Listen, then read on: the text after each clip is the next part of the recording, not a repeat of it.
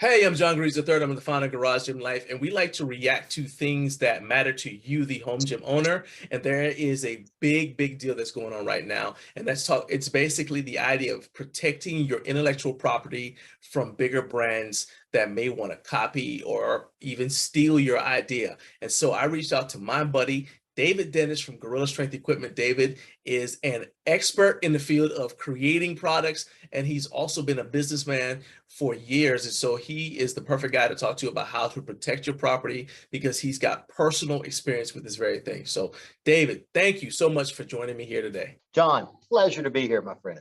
Before we get started, I want you to be able to check this out to see like what actually sparked all this. So this is going to be a clip from a recent video on the Garage Gym Radio YouTube channel. So just, I'm going to see if I can share my screen with you. All right, we're going to jump into those new products. This first one, I don't know if you want to call it controversial or not. It got quite a bit of attention. It's the Rogue Monster Velociter. It is a dip attachment. It's the updated dip attachment to the Matador that Rogue came out with. Next evolution of the popular Monster Matador dip handle attachment, quotes by Rogue. However, it's much closer to the design of the ultimate dip handle from Mutant Metals, which is where that controversy comes into. It includes 3 handle spacings and options for 4 handle angle options. So the one thing that sets it apart from the Mutant Metals is you can angle those dip handles down, neutral, or up. They have smooth and knurled handle options, and also folds up. Jake's going to take us through the community's reaction. Yeah, real quick, what do you think about the handle options or like the angles? That kind of seems... I like the downward angled ones. So like when I do dips personally, I like to like do like a chest dip is what a lot of people call it. So like a heavy lean forward. So that down angle would like really assist with that. That up one, I could see if like you're more of a straight up and down, like doing it for triceps. But yeah, without actually touching it, I wouldn't know. Right. But you see some potential with that. Yeah, it's interesting. Okay. Well, like Adam said, there was quite a bit I would say it was a controversial product, basically because it was so similar to Mutant Metals. And we did an Instagram post, and there was quite a bit of feedback on the new product from Rogue, and just about all of it was negative, and it was attacking Rogue. So I have a number of quotes from that post. I'll read some or all of them right now, and we can chat about them, Adam. You can go check out the Instagram post for people-specific usernames, but I blurred them out here. But yeah, I'll read a few. So number 1, my biggest issue is that Rogue went after the little guy because they knew they could. They wouldn't have copied this from another big company with an equal payroll in their legal department. So I think that's kind of where the heart of this is I think Mutant Metals is a company that a lot of people just have a lot of respect for, and they are known as a small company, and that is why that's one of the reasons why there was so much negative feedback. I don't like this. The basic thing that we're talking about as we jump right in here is that you've got a company that's a smaller brand. It's Mutant Metals. They've been around. I know they were around during the pandemic because I remember talking to I forgot his name, but I remember talking to him during the pandemic. During the pandemic, we were talking about products back and forth. And, like a lot of small companies that started during the pandemic, he's, trying to keep his head above water. And you know how tough it is now because there's so much stuff out there. Companies are going out of business. Like you told me companies are declaring bankruptcy. And, they're just kind of offloading their stuff on the market. So if you're a small company, you're trying to make products and charge a fair price for it, but at the same time be able to eat, and keep the lights on and not have to make a choice between groceries and utility bills. That's tough. Now you got a situation where it looks like a big brand has come in and taken the idea that a smaller brand created and is now selling it. And because they've got a big So Rogue has a much bigger footprint. Yeah. They're going to be able to get their product way out there. More people are likely to buy the Rogue product because they see it. They're going to see it before they see the Mutant Metals product. In fact, they'll probably trust the Rogue product more because Rogue is a bigger name. Yeah. All right. You've been in this sort of situation yourself. Mhm. Well, unfortunately, more than once. So Yeah. first thing I want to ask you, David, is as a smaller brand, Yeah. how does this make you feel when you see stuff like this? Because we've heard from the community. I want to hear from someone who's also a creative, who's also inventing products. So how does it make me feel? All right. It makes me feel like that, as with a lot of people, you have to face a sad reality, and it doesn't matter what genre that you create in.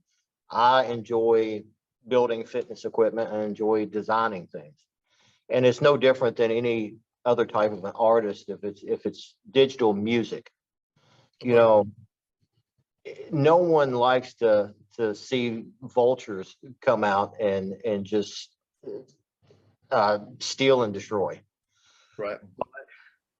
That's one of the business models that exists, and I'm not claiming that is Rogue's business model. I'm not saying that, but I am going to say the idea that nobody at Rogue knew that Mutant Metals had pretty much exactly the same product.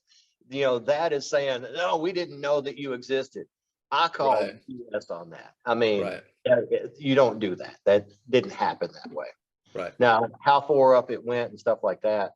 Usually what happens is somebody sees, instead of, you see this in writing a lot, instead of having an original idea, what it is it's easier for the lower tier person to see an idea out here and just copy it and not have to have that original creativity themselves, and they still get credited for good work.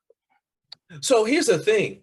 And first of all, Bill Henniger started as a small business. He started because he looked around. His wife was doing CrossFit. He noticed that there really wasn't equipment readily available for her and the other CrossFit athletes he knew. So they started creating the products. And so they've kind of walked this path already, right? From small brands struggling to where they are now. They're a global brand. Okay. Yeah. That being said, and it's going to sound like I'm defending them. Yeah. I can see a scenario where somebody wants to make a name for themselves. They see the Mutant Metals product. And so they like, oh, I bet you we could make this better, or I bet you we could make something like this. And then they take it into their boss. Their boss says, well, let's talk to legal about it. Yeah. Legal checks and says, hey, there's no patent, which means it must be okay for us to make it.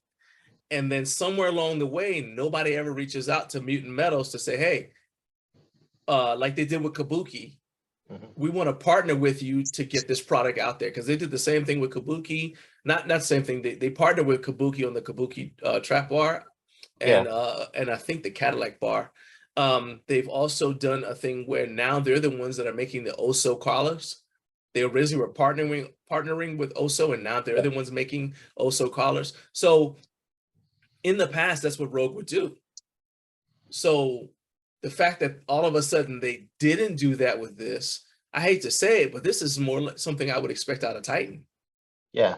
Out of Titan Fitness. And, and it is what it is. You don't get to be a company as large as Rogue by being Mr. Nice Guy. I mean, you just don't get to be that big. Okay. And they've been very litigious in the past. They've sued Titan before. They've shut down a lot of products themselves of other companies, or made it legally burdensome to defend where people have stopped doing stuff. So, but if they was to go to an attorney probably would say, yeah, you can get a buy with this, even if it was a patent. People don't realize that this isn't designed. The system we have right now is not designed for you or me to make it. It's just not. The people that do that, the Bills of the world that are able to go to a certain, they're the exception to the rule. And you even with a legal system, in order to get a patent, to defend a patent against somebody that decides that they want to infringe on your patent, the system's not designed for the little guy to ever win that fight. Now, what the Well, system, go ahead. now I was just going to say, before we go any further, I want people to understand that, yes, you make products, right? But you've Yeah. gone through this. Yeah, So I've been through this. let's talk about I messaged you about this because I knew you'd be the perfect person to talk about it. And you immediately came back with what happened to you with the linebacker. So really briefly, go ahead and go into that scenario as much as you feel comfortable talking about. Open book, my friend. So if you've ever used a product called a linebacker, I was the person who developed that name, and that there was two similar products that come out at roughly the same time. There was a product called a wishbone by Pure Motion, okay? And then my product, which I called a linebacker, was two similar products, different. Mine held more weight. The angles were a lot differently. They were different enough that they were very similar, but two different products. So what happened is somebody got the idea that it would be a really good product to use Pure Motion's version of a wishbone and attach it to my name, the linebacker, because I'd already spent money developing that name as that product. So that's one of the ways that a small business or a small person like me can fight against these giants, is if we're first to market and we name a product and that's what it gets to be known as. Then whenever somebody searches for it, they find us, since we are the originators of that product. That's the way the system usually works for a small person like me. Well, what they did is they looked at what was popular, the most popular name of that product, and they used my name, since it was indexing so well, for the product. And then they used someone else's actual product. So they married the two. And I'd sent cease and desist letters and things of that to try to combat this. And since it's been manufactured overseas and all of that, there just wasn't much I could do about it. And you also need to keep in mind, these attorneys are $500 an hour. And one of the attorneys that I've spoke with, he told me up front, if I'm thinking about it, you're being charged for it. And so I shared my screen. I hope everybody can see this, where all I did was Google linebacker landmine attachment, and it pulls up Titan Fitness and Premier Fitness Supply. No mention of Gorilla Strength equipment. And I mean, even the review that Garage Gym Reviews did mentions Titan. It doesn't mention it doesn't even mention where it came from. So it's a like I said, it's troublesome and frustrating. I can only, so it's not even an only imagine thing, because I remember I had a design for a cup holder. Before I tell this story, I am not accusing anybody of stealing my idea. Unlike your situation, this is just something that happened where I created an idea for a product, and it pops out, and I look up and it's there, right? So I created an idea for a cup holder. There was nothing else like that on the market, which is why I came up with the idea. The problem was the place that made it for me it was $200 for one. And I was like, there's no way I can mass produce these. And so I was talking to you, we were in talks about trying to figure out a way to produce them less expensively so that it wouldn't be so expensive for the consumer. And I was actually doing a live stream. I was in California working, and you messaged me and said, hey, I saw a cup holder on the internet. Is this yours? And I was like, what are you talking about? Look it up. And that's when I saw the Massonomics, the drink spotter. And the messed up thing is that's even the name I was going to use, because it's obvious. But I don't think that in fact, I feel comfortable saying they didn't take my idea, because my design and their design don't look anything alike, right? Well, but in your situation, people got you twice, because one company took your name and another company took your design. Well, my design, I've got YouTube videos of whenever I first developed it, about 6-7 years ago. So, and the first video I think is either 6 or 7 years old. And Pure Motion, I think that they come out with it about the same time. I'm not sure if I was before them or they was before me, but their design is a lot different than mine. So whenever I did run onto their design, I'm like, this is quite a bit different. You know what I mean? Well, hold on. Is it different in a way that just a layperson would be able to tell, or is it more different that somebody who's like If, an engineer, a craftsman could look and say, this is different? if you set them side by side, you can see Okay. that the two different things. Okay. Okay. Two totally different things. They do the same thing, but they're two different ideas. And sometimes people follow the same path of logic and come to the same, you know what I mean, same name. Yeah. Right. The way that I originated the name was whenever I was in high school, people done these. Have you saw, where football players run into the sleds? Yeah. Yeah. Yeah. Yeah. Well, one of the exercises they had people do was they would get on the sleds and then just do a squat and a lift and a squat and a lift and a Right. squat. The So offensive linemen, basically, they're jamming it. Yeah. It'd be a Tight great end name stuff, to yeah. call this a linebacker because that's basically replicating the motion. Right. And that, in the past, I've not turned out a lot of products that I know that's still not on the market. And I'll be honest, I've been a little bit bitter, a whole lot bitter over the linebacker situation, because that damn near cost me, I was selling stuff to meet the basic needs of my family at that point. And you're talking about selling personal Yeah, I'm talking possessions, about not like, yeah. I sold a car. I had a Haro Master bicycle that was made. It's one of the, I don't know if you've ever looked at the vintage BMX stuff. I had a Haro Master bicycle I bought whenever I was 13 years old, held on to it my whole life, sold it for like $1,200 on eBay. So Wow. I could pay, you know what I mean, to keep the water and the electric and everything going. Right. And, it made me a little bit bitter because at that time I'm thinking, why on earth would I keep on throwing out these creations? Because what I'm doing is I'm feeding the machine ideas that don't care about me, don't care about my family, don't care about, in my opinion, at that time, naming a company, anything other than profit. Because I looked at the crap that was being sent out and I'm like, this ain't even safe. Yeah. So I thought, why would I help contribute to that? And I've still got tons and tons of designs, and I've got 3 that I absolutely love, that I know that the community would love.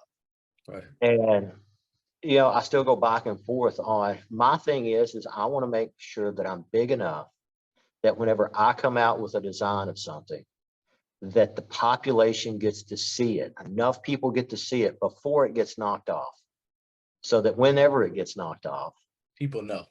people know. The thing is with this is the only recourse a small company has is if the public cares. That's a big thing. And if Rogue or any other company approaches legal, a lot of times legal is doing a threat analysis. They're just trying to figure out what's the, how much of a threat is it and what's the likelihood, of us having to litigate this. So public opinion is what throws it into a totally different category. Once you start having to deal with your marketing and your company's reputation, regardless of what legal says you can or cannot do, that's a morality based given to a company by the public. That companies typically don't have that morality themselves. So that is a bad thing about companies. But most companies aren't moral unless their consumers force them to be. When you say like if the public cares, talk about what you mean by that, because all right, people overestimate how much value them yelling on social media has. Okay. So if you make an Instagram post talking about something, it sort of builds awareness. Yeah. But I'm going to say that it's, unless you get a significant number of people. Yes. Nobody's going to care about that. Similarly, your write-in campaigns, okay? Yeah. The only write-in campaign that I can right now say I know worked, or I believe worked, was when everybody lost their minds. I just visited the World of Coca-Cola with my daughter, and I remember Yeah. everybody lost their minds, me included, when they changed the flavor of Coke. Yes. And there are like people protesting outside the Coca-Cola plant, and so they brought in classic Coke, and Yes. that's even gone now, and it's just called original, Coke, and Yes. then you have choices or whatever. But now you got a bunch of flavors. So that's the only campaign I can say with reasonable certainty worked. And even then, I'm not 100% sure that they didn't just plan on doing that all along, and they just want to start Yeah. I think, introducing flavors. I think maybe they did. There's a book. There's a case study about that situation, Yeah. and a marketing book I read one time, and that was kind of like the hypothesis was that it was a marketing play that Yeah. was actually ingeniously, pulled the wool over everybody's Yeah. eyes with them. Because they were And trying to go from sugar, which was more yeah, expensive, to high fructose corn syrup. So they yeah, changed the flavor completely. Then when they yeah, brought it back and told yeah, everybody, "Oh, this is the original flavor that yeah, you've been drinking," yeah, but it had been a while since anybody had the original flavor. So now they bring it back, and now they're using high fructose corn yeah, syrup as the sweetener, and nobody can remember what the old Coke exactly tasted like. yeah. So that's why I say I can kinda see that Well, it may have worked, but then I also feel like, we live in a different time now with some of the social media. And if you're going to a store and you're buying Coke, that's different than if you're going online and buying something. That is why some of this mass outrage sometimes works, is right, because it is your appearance online is very important, because most of your sales for a company like Rogue is going to be generated online. If you're getting that negative online press, that's going to cause you business, because your online customers are the people who buy. So I'd read some of the posts, you know what I mean? yeah, And whenever a company does something and they're starting to get comments, you know what I mean, that puts a little bit of humor in with what you've done and makes you look bad at the same time, that type thing resonates with people. People tend to remember it.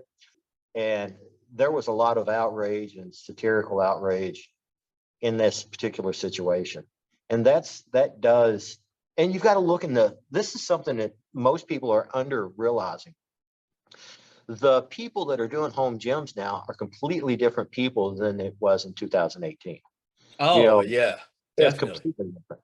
So whenever the situation come out, because the thing with the linebacker almost bankrupted me. I mean, that was a huge hit on me, because I'd spent a lot of money developing that name linebacker to be associated with my product.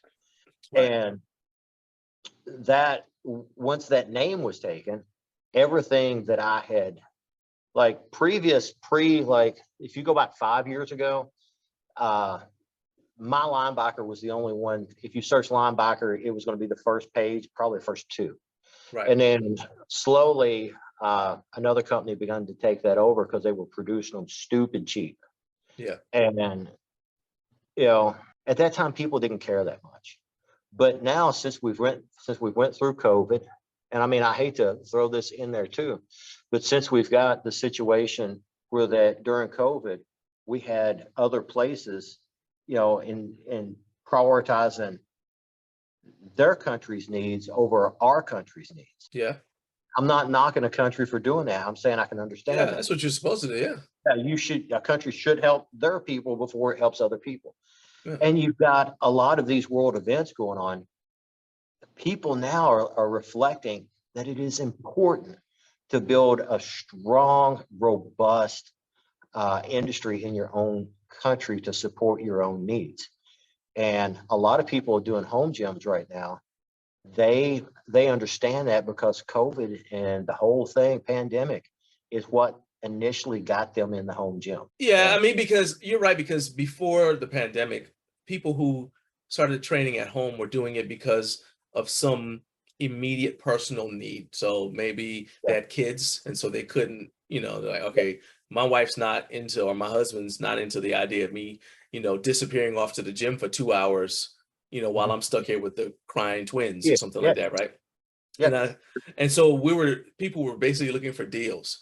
And when I started my home gym, looking for deals meant, hey, looking in a newspaper and then we would, a lot of times the equipment that we had was stuff that it was originally supposed to be for like a school, maybe a public gym was going out of business or upgrading their line, and so they got rid of all their stuff. So I've got some of the pieces I've got downstairs are actually commercial grade equipment because that's how I got it, right? Yeah. But then and so that's where companies like Titan Fitness came along, because Titan was basically selling something that looked like Rogue, but a lot cheaper. And then Yeah. you started, well, now you've got companies that are just coming out of the woodwork. I know, because they're messaging me to review their products. And a lot of them are from China.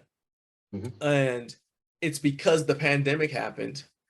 And so you've got all these companies popping up.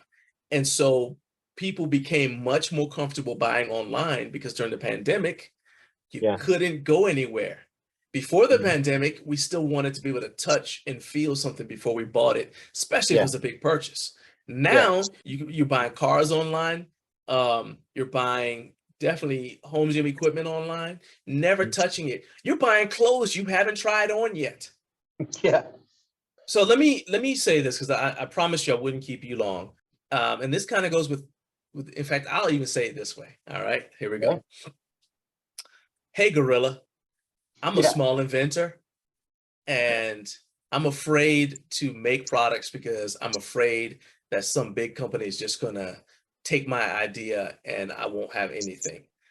What do you suggest I do? What's your advice? Learn how to trademark the name. File for a trademark. Okay, that's cost you $60 if you like the name. That's something that I didn't do early on. Legally, you still may have a challenge to it, even if you didn't file the trademark. But trademark the name, because that, honestly, in this digital economy, that's what's important. Will they knock your design off? Yeah, probably. But if you name it, okay, if let's say, let's come up with a product. I know, the arm wrestler's secret weapon. Yes. So I've got a product that's called the arm wrestler's secret weapon that I just come out. Okay. Now that term, arm wrestler's secret weapon, I want it always associated with that product. So it doesn't matter if somebody else knocks that product off. Okay. Now, as a trademark name for that product, if you go to Amazon or something, and somebody is using that name, and you can show ownership of it, then you can have the products removed. And I'm not giving legal advice here, because I'm not an attorney. Right.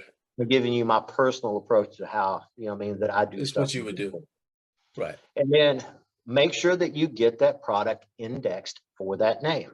So there's the way I like to think of it, some people know what a bobcat is. Well, they'll think a bobcat is like this front end loader thing.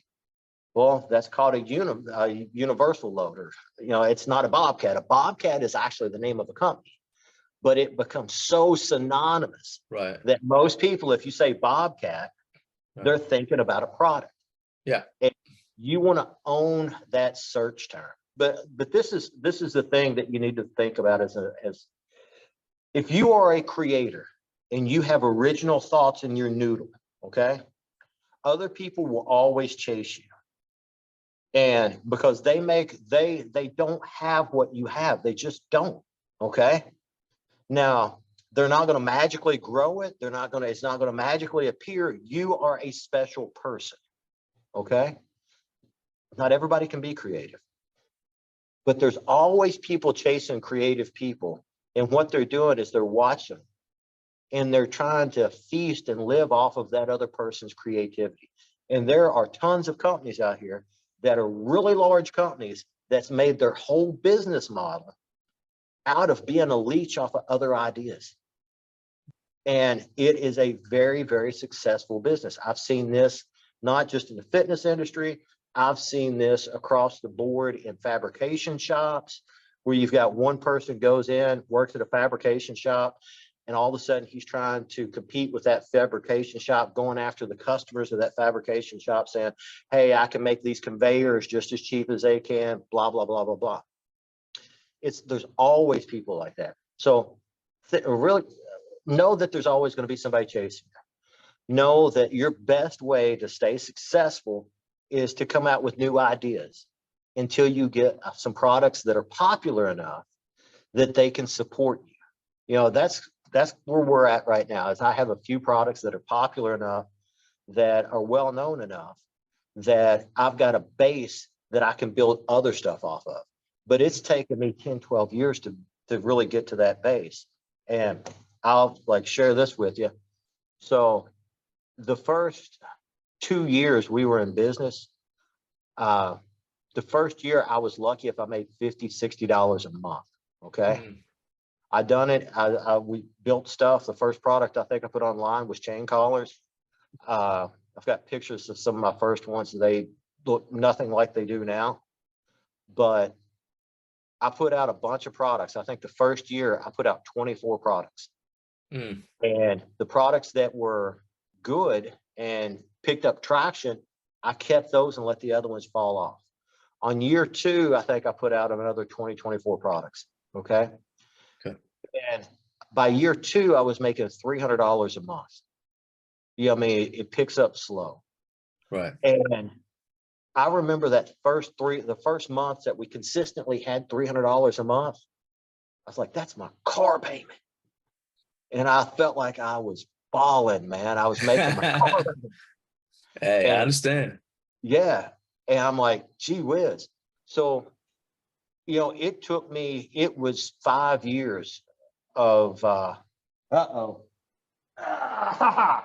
getting attacked over here. It was 5 years of hustle before it became something that was a legitimate full-time income, that I could say, hey, this is all that I'm going to have to do for, you know what I mean, for the foreseeable future, unless something changes. Right. But that's the plight usually of a small creator. And once you get to the base where your foundation is kind of laid, then you have to start learning more about the business aspect of it. You know, you have a little bit, but until you have some products that people are wanting to buy, then the business aspect doesn't matter that much. You know what I mean? It matters, but if not as much until you start getting the foundation. And then once you lay your foundation, how big that you want to get really depends on how well that you can develop and manage your business. And that's the stage that I'm in right now, is you know, really trying to decide if I want to go back through releasing a bunch more products again to take that next step. And what is super encouraging is that this whole trend now of people caring about where stuff comes from. They care about the little guy more than they ever did before. You know, that gives me such hope for the future of smaller creators. Right. You know, people that it gives me the hope for mom and pop shops. Yeah. You know, how does a small business fight against giants? Well, they don't fight giants on the giant's terms. They're where the giant can't be. And where the giant can't be is the giant can't be talking to their customers and actually being offering that service. And to me, that's one of the beauties of social media. And honestly, if you're going to start doing social media in the future, if you don't have a passion for your customers, eventually they're going to see it. Yes. And they should see it, because, you know, there's enough small businesses out here like me, okay, that will love and appreciate you, not only for the equipment that we can build for you, the services we can provide for you, but just as a person, and can make them, you know, at some point I may get overloaded where I can't talk to people. Yeah. But at that point, I will reassess my life in general, because I don't ever want to be that way. Yeah. You know, I'm not saying I'm trying to be a counselor. I'm just saying, hey, man, I care about you more than your purchase of a set of dumbbells. Right. And the whole movement to work with your hands and care about other people's labor, and value, value the time other people put into it.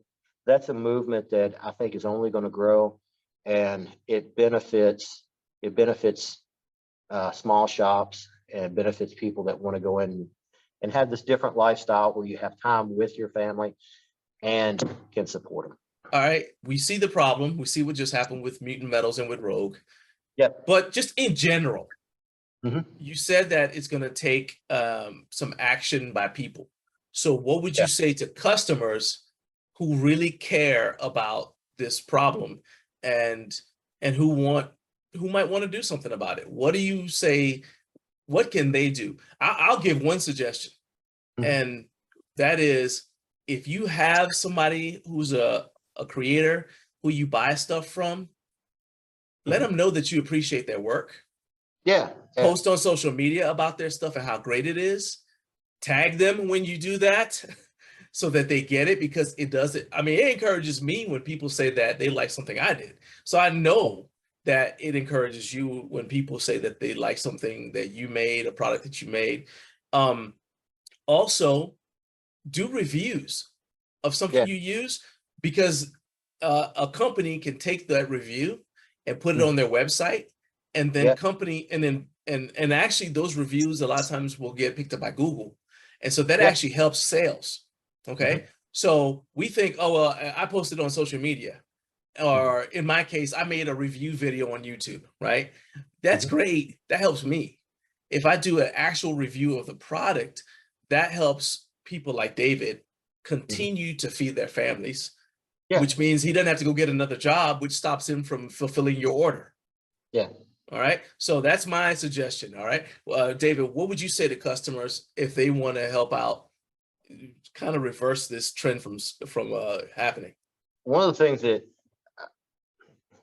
kind of bothers me is I get people that ask for discounts and stuff all the time. Cats up here again. And what they don't do is they don't ever post or tag or anything. They'll say, hey man, you know what I mean? Can you, this is my charitable event. Would you please donate this? Okay. Yeah. And I'm not going to ask somebody. I know some people do. I'm not going to say, hey man, I'll do this if you make 4, social media posts and tag the company in it and stuff. Right. I'm not going to ask somebody to do that. If they choose to, they choose to. But those type things help a lot. Yes. Okay. And that's one of the things that bothers me, that a lot of people, it seems like most of the people that ask for something, for you, a discount or for something like that, are never the people that actually will go out and say, and try to support you by tagging you and mentioning, every so often. Which is the whole point of you don't, well, it's not the whole point of you helping out with a charitable event, but they tell you, hey, if you help out with this, then, it'll give you exposure and publicity. I'm like, well, how are people going to know if you don't tell them that where you got the product? And sometimes I think people are just blind to it. Sometimes I think they're blind to it. Other times I think people get so focused on what they want that they just really fail to stop and look back at all the people that support them or supported them getting to where they are. And if a company is copying another company's products, just mention it to them, say, hey, and that puts eyes in the company that there's another larger company that advertised a patent pending on a jammer arm design. And I sent them a video of there's an old video that I put out of it's called the landmine drone system. Yeah. And it's another one of those things I never did fully develop, but there's actually a video out there showing it. So this company come out and it had a patent pending, claim on this design. It was really similar to it.